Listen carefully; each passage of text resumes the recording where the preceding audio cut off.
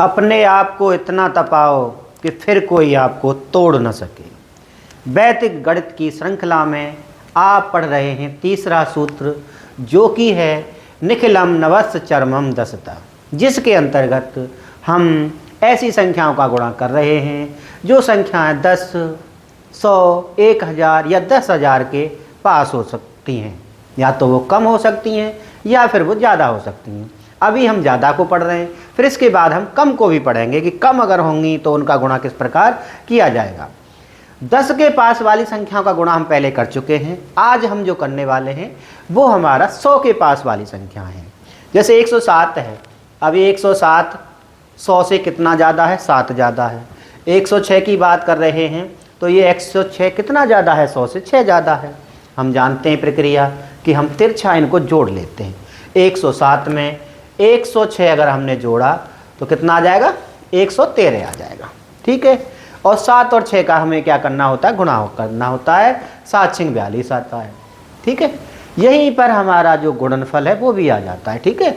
अगर हम देखते हैं 3 संख्याएं, अगर हम ट्रेडिशनल तरीके से इसका गुणा करेंगे तो काफ़ी सारा टाइम लगेगा, लेकिन वैदिक गणित से सेकंड्स में जैसे ही क्वेश्चन लिखा है तुरंत उसका आंसर डायरेक्ट लिख सकते हो। देखो 113 सीधा लिख दिया और ये क्या कर दिया? 42 लिख दिया और ये हमारा क्या आंसर आ जाता है। आगे देखते हैं कितना ज़्यादा है? 8 ज़्यादा है। कितना ज़्यादा है? 9 ज़्यादा है।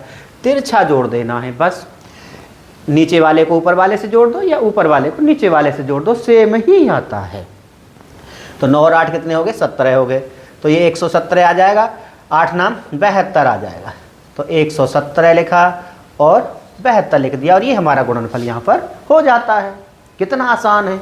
आगे देखते हैं ये कितना ज़्यादा है? 10 ज़्यादा है। ये कितना ज़्यादा है? 15 ज़्यादा है। 110 में 15 को जोड़ दीजिए, कितना आ जाएगा? 125 आ जाएगा। और 15 और 10 का गुणा करेंगे तो कितना जाएगा? 150 आ जाएगा। अब यहाँ पर एक नया कॉन्सेप्ट आ गया। यहाँ पर संख्या कितनी आ गई? 3 आ गई। आधार कितना है हमारा? 100 है। तो इसके अंदर 2 ही अंक रहने चाहिए। वहाँ तो 2 ही थे, इसलिए हमने कोई दिक्कत नहीं हुई थी, लेकिन यहाँ 3 अंक आ गए तो ये हमारा एक हासिल में बढ़ जाता और कुछ ज़्यादा नहीं होना है। 126 और ये क्या आ जाएगा? 50 आ जाएगा। हो गया हमारा। बहुत सिंपल है। 125 में ये वाला 1 जुड़ जाता है बस। ये कितना है? 11 है।